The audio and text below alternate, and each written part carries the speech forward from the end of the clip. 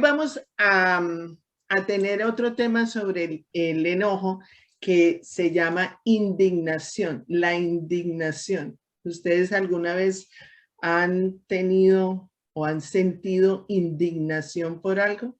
Esa Claro. indignación es ese descontento mucho más fuerte por algo que consideramos que es injusto, por algo que consideramos que es ofensivo, que es insultante, que nos produce como ese malestar, pero ya llevado a un punto donde o hacemos algo, o protestamos, o salimos a las calles y salimos con banderas y salimos con carteles, o algo hay que hacer.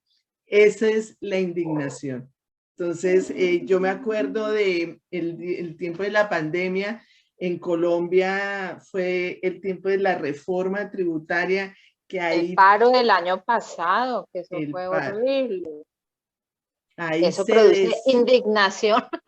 Eso produjo Total. indignación porque fue un enojo fuerte de mucha gente, ya como no puede ser, o sea, no puede ser que nos esté pasando lo que nos está pasando, en tremenda pandemia, y fuera de eso tenemos que soportar esto.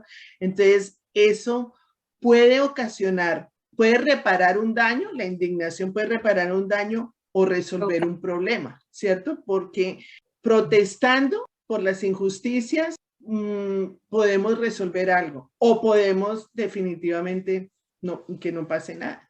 Hay una palabra de Dios que es en Proverbios 31:9, en donde ahora la indignación en un cristiano se puede dar cuando no hay violencia, ¿cierto? Porque ustedes ven que nosotros podemos protestar, pero sin violencia, sin agresividad. En Proverbios 31, ¿por qué nos habla Dios de esto? Proverbios 31:9. Dice, levanta la voz y hazles justicia, defiende a los pobres y necesitados. Ajá. Entonces, levantar la voz y hacer justicia, defender a los pobres y necesitados, es una labor de nosotros. Y no solamente estamos hablando, por ejemplo, a nivel político, podemos hablar a nivel de niños. Yo me acuerdo cuando trabajé en el Nuevo Gimnasio Cristiano, que mi labor era como psicóloga ya, como consejera, como profesora. Habían chiquitos, desde kinder hasta 11 grados. Y esta palabra me la dio el Señor empezando el colegio. Yo decía, tan raro, ¿por qué me dará el Señor esta palabra? Levanta la voz y hazles justicia. Defiende a los pobres y necesitados. Y veía yo que los niños son niños necesitados, que necesitan que los adultos, los mayores, levantemos la voz para defenderlos a ellos, porque los niños no se pueden defender fácilmente. Un niño no te puede expresar sus sentimientos de una manera clara. A veces el niño quiere decir algo, no encuentra las palabras cómo decirlo. Entonces, estamos nosotros como adultos, como responsables, como mamás, como profesoras, como tutoras, viendo qué es lo que ellos necesitan para defender, para levantar la voz y hacerles justicia. Porque hay muchos niños que violan, que abusan sexualmente de ellos, y los niños se quedan callados. O sea, por lo general, lo que produce un niño cuando ha sido violado o abusado es quédate callado, no digas nada. Entonces el miedo paraliza, y si uno no levanta la voz, bueno, eso es indignación. O sea, uno dice, ¿cómo puede una persona violar a una niña de 4 años? ¿O cómo puede un hombre maltratar a una niña? O sea, eso le produce a uno, es ese enojo, pero que es ofensivo. O sea, que uno dice, no sea miserable, o sea, dedíquese a otra cosa, ¿no? Es enfermizo. Pero es ahí donde Dios dice, levanta la voz y hazles justicia, defiende a los pobres y necesitados. Entonces estamos hablando de esas personas que necesitan muchas veces que una persona levante la voz por ellos. Por ejemplo, el aborto. El aborto es un tema donde aquí en Estados Unidos eso es el pan de cada día. como si nada, o sea, a la gente no le interesa, pasara nada. es mi cuerpo, yo hago con mi cuerpo lo que quiera, yo soy dueña de mi cuerpo, gracias a Dios que tengo mi cuerpo para hacer lo que quiera, y no, o sea, no, ahí es donde Dios dice, levanta la voz, porque es que un niño en el vientre es una persona, es un ser humano, ya está vivo, que no se puede defender, que no puede decir yo quiero vivir, que no puede decir cosas porque no puede. Entonces levanta la voz y hazle justicia. Mira lo que dice el versículo 8, dice, levanta la voz por los que no tienen voz, defiende los derechos de los desposeídos. Amén. Wow. Tremendo. Tremendo. O sea, esa es algo que nos corresponde a nosotras como hijas de Dios, ver en qué momento hay personas explotadas que reciben malos tratos, que son inocentes, son indefensas. Eso nos tiene que indignar, eso nos tiene que producir como ese enojo, pero es un enojo donde no es con agresividad, no es con violencia, sino es dar a entender que no estamos de acuerdo con eso. No es juzgar a los otros porque no son iguales a mí. Esa indignación no viene del corazón de Dios. La indignación que viene del corazón de Dios es cuando queremos hacer justicia, cuando queremos que no sean indiferentes a los temas que hemos tratado, por ejemplo, con los inocentes, con los pobres, con los niños. Mucha gente maltrata a niños y nadie hace nada, nadie se preocupa por nada. Ahora las mamás, uno dice, bueno, pero tiene a la mamá, no es que la mamá es la que lo maltrata. Y uno dice, pero no puede. Familia, la mamá es la que lo maltrata, pero no puede ser. O sea, sí, hay mamás que son maltratadoras. Y muchas veces los mismos padres son los que los violan. Imagínate cómo que está este mundo.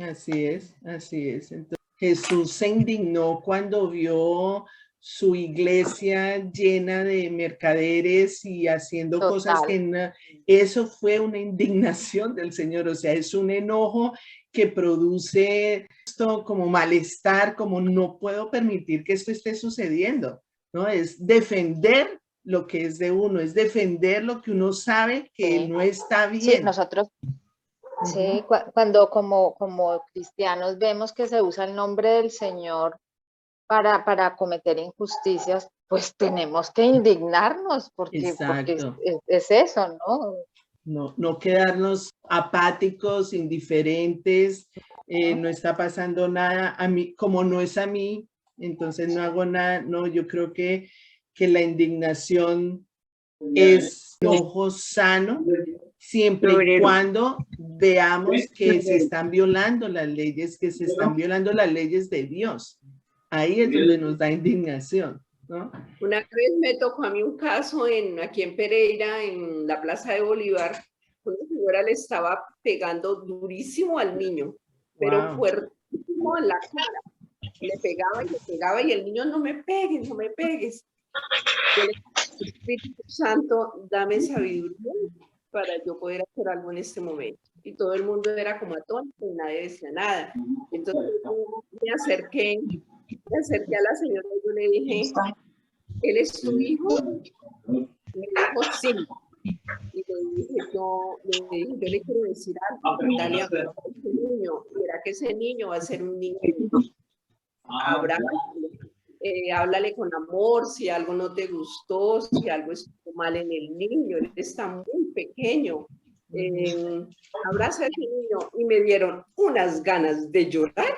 Ay, sí, se me metieron las lágrimas una tras otra, yo no podía y mi corazón, y lloraba, y mire que la señora me miró a mí como tan confundida, que la señora se levantó y me abrazó. No llore, no es para tanto. Le dije, no señora, tranquila, que el niño, a mí me duele el niño, porque es un bebé pequeño. Y es su hijo, entonces ahí es que darle ejemplo, hay que quererlo, hay que amarlo. Y mi esposo estaba hacia atrás, en la parte de atrás, y me dijo, ¿usted por qué se está metiendo en eso? ¿Le pueden hacer algo? ¿Le pueden pegar? La pueden regañar? ¿Quién sabe qué le pueden hacer a usted, Estela? Le dije, yo no, papito, es que yo no soy capaz de ver algo así, que yo no pueda hablar. Yo le pedí al Espíritu Santo sabiduría. Y yo sé que el Espíritu Santo, yo sé que el Señor escuchó, porque la señora reaccionó. Y una vez ya cogió al niño y lo abrazó, y yo ya me vine, pero yo ya me vine como más tranquila. Pero mi esposo me decía, venga para acá, pues como que no me metieron en el asunto, pero sí es verdad que a uno le duele mucho. A mí me duele mucho cuando yo veo cuando la gente es injusta, cuando maltratan a alguien, cuando eso, a mí eso mejor dicho, me llega hasta mis entrañas, porque nosotros no podemos ser testigos mudos. Nosotros tenemos la obligación, supuestamente, pues, porque somos cristianos, tenemos un compromiso con el Señor de ayudar a las personas, de orar por esos maltratos, de orar por los niños, de orar por todo, para que todo este mundo empiece a cambiar. Pero si vemos, cambiamos, hacemos de cuenta que nada pasó, yo creo que eso no es un testimonio de vida. Amén. El testimonio de vida tiene que ser que nosotros actuemos primero con la oración. Y luego ya vienen las bendiciones, porque el Señor le va mostrando a uno y el Espíritu Santo a quién le debemos de hablar, cómo debemos de hablar. Eso no es un problema, ¿no? Porque no es tampoco fácil hacerlo. Pero cuando uno le entrega al Señor la situación y ha empezado a hablar, uno ve eso, entonces hay que actuar. Yo pienso que porque la indignación tiene que ver con la justicia que Dios nos dice, que Dios nos marca en su palabra, y es esa defensa de los demás. Y si vemos que es un niño, que es un indefenso, que es una persona pobre, que es una persona desprotegida, que es, o sea, nuestro deber es protegerlo, nuestro deber es atenderlo, nuestra labor es servirle, ¿no? En lugar de hacernos los indiferentes. Miremos Nahum 1:6-7. La traducción viviente. ¿Quién podrá evitar el pie de su ira feroz? ¿Quién podrá sobrevivir de su furia abrasadora? Su furor arde como el fuego, y ante él las montañas se desmenuzan. El Señor es bueno, un refugio seguro cuando llegan dificultades. Él está cerca de los que confían en él. Y yo lo tenía subrayadito, mira. Lo voy a volver a leer. Dice, ¿quién podrá enfrentarse a su indignación? Ahí está en la Nueva Versión Internacional, indignación. ¿Quién podrá enfrentarse a su indignación? ¿Quién resistirá el ardor de su ira? Su furor se derrama como fuego. Ante él se resquebrajan las rocas. Bueno es el Señor, es refugio en el día de la angustia y protector de los que en él confían. Entonces ahí está el papel del Señor en su indignación por las injusticias de las personas que confían en él. Ahí está. Rocío, un resumen así concreto de la indignación. Concreto, pues yo no soy muy concreta, pero bueno. Callo en la palabra. Estamos hablando de que nosotros experimentamos muchas veces el enojo cuando vemos cosas que son injustas, y que como hijos de Dios estamos llamados a experimentar esa indignación por esas injusticias, por esas cosas que pasan, pues, a nuestro alrededor, que son contrarias a los principios del Señor, ¿cierto? Y que nos llevan a indignarnos, ¿no? Como las injusticias con los niños, con las personas necesitadas, con las personas vulnerables. Entonces es un enojo que en la palabra del Señor nos muestra que es un enojo correcto, que no podemos ser indiferentes ante esos actos de injusticia que vemos todo el tiempo a nuestro alrededor. Pues básicamente estábamos en eso. Estábamos en ser activas cuando algo nos indigna, cuando vemos injusticias, cuando vemos que eso no es lo correcto. Entonces, ¿qué hacemos? Firmamos peticiones, vamos a hacer una carta y ¿quién quiere firmar? Yo firmo, yo salgo, yo hago la protesta, son campañas, son peticiones, son marchas que Dios dice, ese es mi pueblo, o sea, sí, levanten las voces. Es que estábamos viendo Proverbios 31:9 y no se les olvide este Proverbios que dice, levanta la voz y hazle justicia, defiende a los pobres y necesitados. Nosotras estamos llamadas a eso, a ser la voz del que no tiene voz. Y entonces hablábamos de los niños que muchas veces han sido abusados, han sido violados, han sido atropellados, que los niños no pueden expresar, no pueden con sus palabras decir qué fue lo que pasó, cómo hice. Entonces nosotras somos esa voz de ese niño para defenderlo, para levantarnos y decir aquí ocurrió una injusticia. Entonces, ahora, si nos indigna tanto, no pequemos, porque eso también nos dice el Señor. En Salmo 4:4, vamos a Salmo 4:4. Si se enoja, no pequen.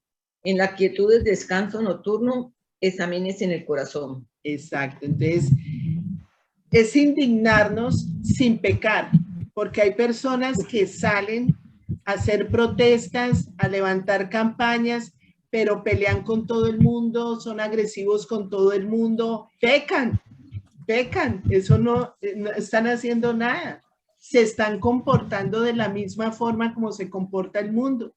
Yo me acuerdo en los paros que hubo en Colombia, donde que quemaron buses, que mataron gente, que dañaron almacenes, que rompieron vitrinas. Yo digo, eso no es lo que Dios dice. O sea, si ustedes están indignados y si ustedes están levantando la voz del que no tiene voz, esa no es la forma de hacer, no es pecar, no es enojarse. Si se enojan, no pequen. En la quietud del descanso nocturno, examínense el corazón. Y de esa manera es que vamos a recibir el respaldo de Dios y vamos a defender con vigor los principios morales y la justicia a favor de los demás con sabiduría, con respeto. Eso hace más, eso marca más la diferencia que la agresividad y la violencia. La violencia trae más violencia y nosotras no somos del mundo. Entonces, es hacer las cosas a la manera de Dios, no a la manera del mundo, de la gente que lo hace. Entonces, es así como nosotras, si vemos injusticias, sí, nos indignamos, nos enojamos, pero lo hacemos de una manera sabia con los principios bíblicos que Dios nos ha dado. Y eso es. Esa fue la de hoy. Ah, súper. Estuvo condensadita, muy sustanciosa. Sí, porque a veces pensamos que la indignación entonces es a salir a pelear y a rebotarse y a pelear con todo el mundo y a estar en contra de todo. No, no es así. No es así. Hacer la guerra en paz, con paz en nuestro corazón. Es más sabio que hacer la guerra con violencia. No, y también uno empezar a hacer lo que uno puede. Que muchas veces, muchas nada más hablan, pero no hacen. Entonces hay que empezar. Si una persona necesita ayuda, ayudarla, invitarla a coger clases, porque muchas veces el que maltrata está mal. Del que maltrata a veces ni se da cuenta que está maltratando. Estamos hablando de la indignación, ¿verdad? Sí, la indignación. Ok. Sí, que a veces la gente maltrata a los niños y eso, pero no se dan cuenta que están mal. Porque cuando uno maltrata a un niño o a la pareja, está mal. pero ¿entiendes? No está consciente de que está mal la persona. ¿Ustedes se han indignado alguna vez por algo? Claro, yo sí. Sí. Muchas veces. ¿Y han hecho, Sí. han actuado? Sí. Y a mí me pasó en una fila, hace muchos años en Bogotá, un papá, estábamos en una fila en un parque, mi hija estaba pequeña, y un papá quedó como un espacio en la fila, en la parte de adelante, y un papá cogió a un niñito como de 4 años y lo arrastró para colarse en la fila. Y fue, o sea, fue una cosa tan horrible, tan horrible. Entonces, claro, pues la gente que empezó a chiflar y fila, pues yo me fui y le dije, no haga eso porque este es el ejemplo que usted le está dando a su niño. Le dije, haga la Ay, fila. pobrecito. O haga la fila. No, pues que llevó el niño a rastras por todo el, o sea, una distancia larguísima por coger un puesto en la fila que no era el de él. Entonces muy, muy tremendo, ¿no? Porque uno dice, ¿cómo somete a un niño a una cosa de esas tan horrible para saltarse una fila donde llevamos todos haciendo una fila un montón de tiempo? Entonces ahí, en ese momento, pues claro, obviamente el señor se puso bravísimo, ¿cierto? Pero yo se lo dije de la mejor manera, en el momento, se lo dije de la mejor manera, ya. Esa fue pues como de las veces que me acuerdo así de esas cosas como tan indignantes. Sí, sí. Sí, porque es ver esa injusticia, ¿no? Como esa ofensa hacia otra persona, ese abuso de que cogen a la persona como si fuera un objeto que uno dice, no tiene derecho, no tiene el hecho de que seas papá o sea la mamá, no tiene el derecho de maltratar a un niño así. No. Pues en esta semana salió una noticia de una niñera que maltrataba al niño, pero el niño estaba grave, quedó grave. Ay, qué pesar. Qué horrible, Dios mío. Qué pesar. Ay, Dios mío. Sí, la Quería corrupción. comentar algo, Carolina. Sí, dime, Fidela. Pues mira, pues hay muchísimas situaciones que lo indignan a uno. No solamente, pues, así como ustedes comentaban en la calle, que uno ve situaciones, pero uno como dice, ¿no? Uno no sabe, muchas veces uno no dice nada porque la gente anda muy agresiva, ¿cierto? Y entonces uno dice de pronto algo y se mete en un lío, pues, porque hay mucha agresividad, porque la gente que se atreve a hacer una cosa de esas contra un niño, por ejemplo, que es indefenso, puede hacer cualquier cosa con uno, inclusive con las peleas entre parejas, ¿cierto? Que si uno se mete, entonces luego la misma esposa, no, ¿usted por qué se mete? Mire que esto no es problema suyo. Sí. Que pasa muchas veces así. Y en la familia, ¿no? En la familia sí que es delicado porque hay mucha indignación, hay muchas cosas que de pronto lo indignan a uno y muchas veces uno prefiere callar, pues por evitar el problema ya entre el esposo y la esposa. Sé que hay que hacer las cosas sabias con los principios bíblicos que Dios nos ha dado. Hay que siempre irnos a la palabra y mirar a ver cómo yo voy a decirle a esta señora que esa no es la forma de tratar al niño. Pero mira Jesús, la indignación de Jesús cuando vio su templo, como un mercado. ¿Ah? Ahí se le... Sí, eso ahí hubo de todo, ¿no? Sí, pero es la indignación defendiendo lo que es de uno, defendiendo su pueblo, defendiendo su templo, defendiendo sus cosas. Jesús vio eso y se indignó. Y eso movió a todo el mundo sin atropellar a la gente, sin herirlas, sin agresividad, porque lo que hizo Jesús fue tumbar las cosas, ¿sí? Pero se hizo notar, se hizo ver, o sea, la gente lo escuchó.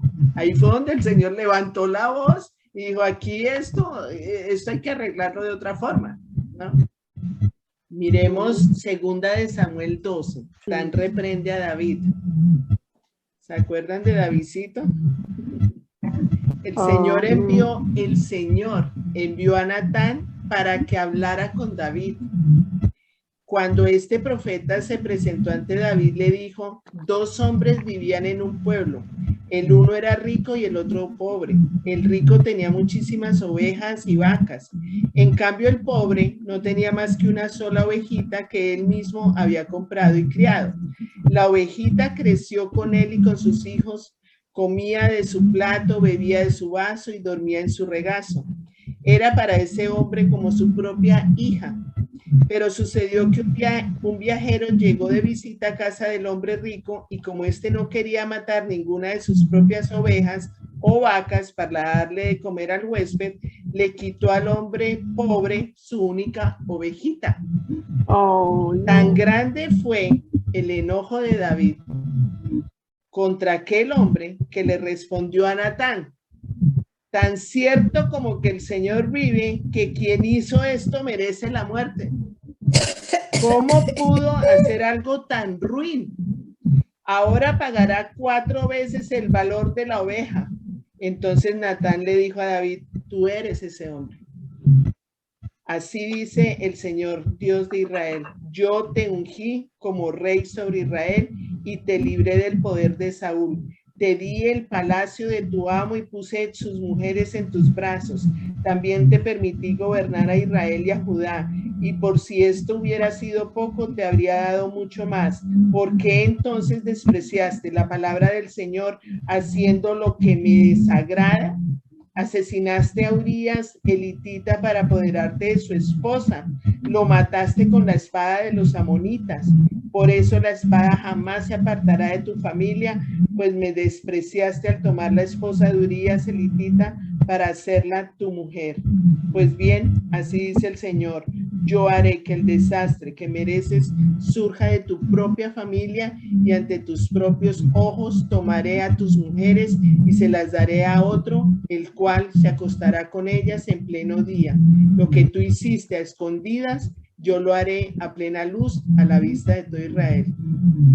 Eso es indignación, o sea, eso es ver una injusticia que uno dice: David, que tenía todo lo tenía, y va y le quita a la mujer del vecino, un pobre hombre que le estaba sirviendo a él en el ejército. Eso es indignación, ¿sí? Y mira entonces, pero después vimos la consecuencia del pecado. Entonces, el profeta le dijo: la espada no se apartará de tu casa. Entonces, es marcar esa diferencia, nosotras levantando la voz ante las personas que no tienen voz, ante los que están siendo atropellados injustamente. Bueno. David vio la paja en el ojo ajeno. Porque de una vez dijo: ese merece que lo maten. Sí. La paja en el ojo ajeno. Sí, estaban hablando de él. Bueno, entonces esa es la indignación, es la manera como debemos manejar la indignación. Sabemos que debemos controlarnos y dominar nuestras emociones, y que si vemos algo injusto en otra persona, nosotras tenemos la voz del Señor para protestar, para afirmar, con sabiduría, con inteligencia, sabiendo que todo esto se lo estamos entregando al Señor, que es para Dios, que Dios nos manda. Yo me acuerdo de unas marchas de Cali, no sé si fueron de Cali o en Bogotá, que como que decían: y los cristianos no van a marchar, y los cristianos no dicen nada, y sí, habían cristianos. Y yo vi en la televisión cristianos con camiseta blanca, tranquilos, marchando, orando. Vi muchos orando, vi muchos alabando al Señor y todo. Pero no eran los que estaban tirando piedra, no eran los que estaban destruyendo los buses, no eran los que estaban destruyendo las vitrinas. era protestando porque había una injusticia, se vio una injusticia. Pero muchas veces, mire, muchas veces dicen, los cristianos no hacen nada, entonces ¿por qué no hacen algo? Y los cristianos hacen, y sí, ¿por qué los cristianos hacen eso? ¿Quién los mandó a los cristianos? ¿Cierto? Es como... No, además porque ese tipo de cosas generan incluso conflicto dentro de la misma iglesia, porque hay quienes estamos en la posición de no participamos de ese tipo de protestas, ¿cierto? Y hay personas que dicen, no, pero ¿cómo se queda uno quieto y callado frente? Porque finalmente, pues aquí en Colombia casi siempre las protestas desencadenan violencia. Violencia, exacto. Entonces, y uno lo sabe.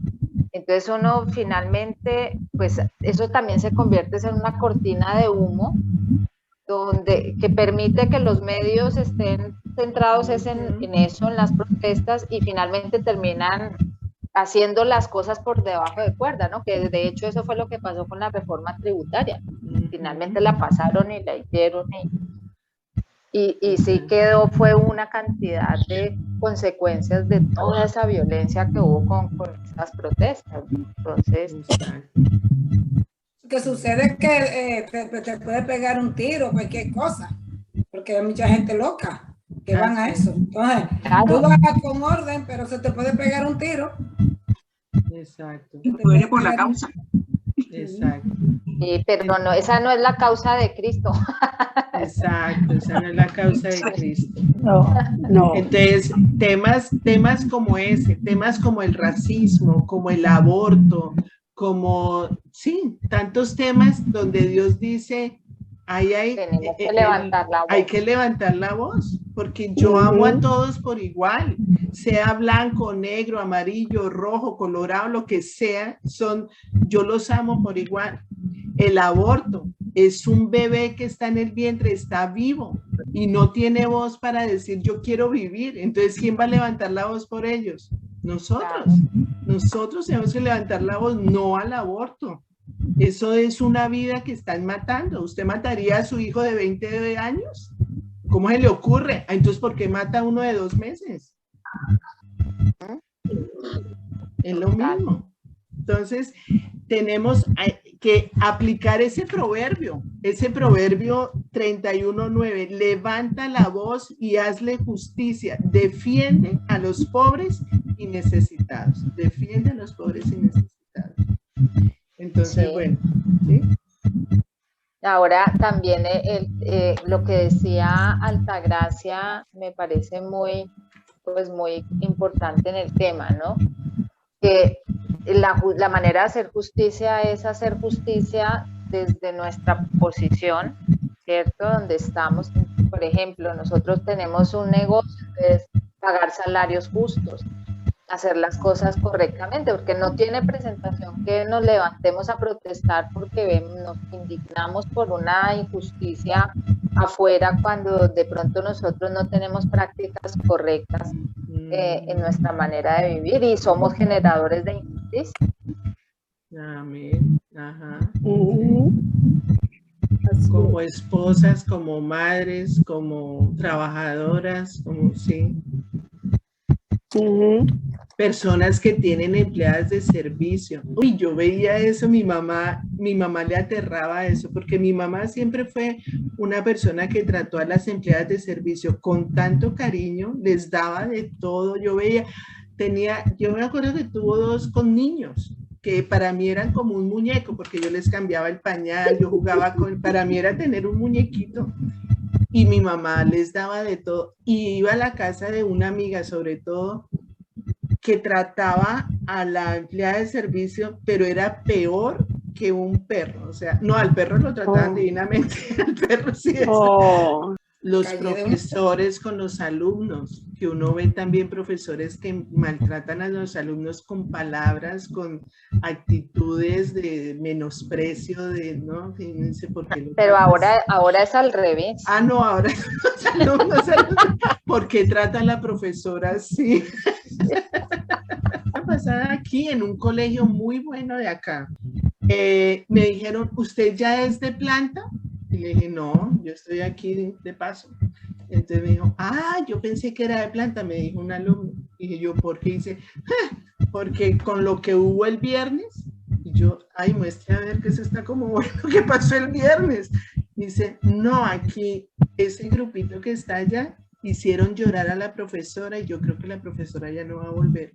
Estaba la mochila de la profesora, su tarrito y todo, y parecía que ya no iba a volver. La hicieron llorar, la maltrataron con palabras. Era un grupito de 5 personas, de 5 muchachitos de high school, y que se fue llorando la profesora. Y yo decía, pero ¿qué es esto? ¿Qué está pasando acá tan horrible? No, aquí en Colombia se ven casos de profesores amenazados por estudiantes, o sea, unas cosas que uno dice, ¿qué pasó con la autoridad? La autoridad, sí, el respeto a la autoridad se perdió. Porque todo está escrito en la Biblia, todo esto está escrito en la Biblia. Sí. Iba a perder respeto, todo. Sí, entonces todo eso es por lo que nosotras tenemos que trabajar y orar. Bueno,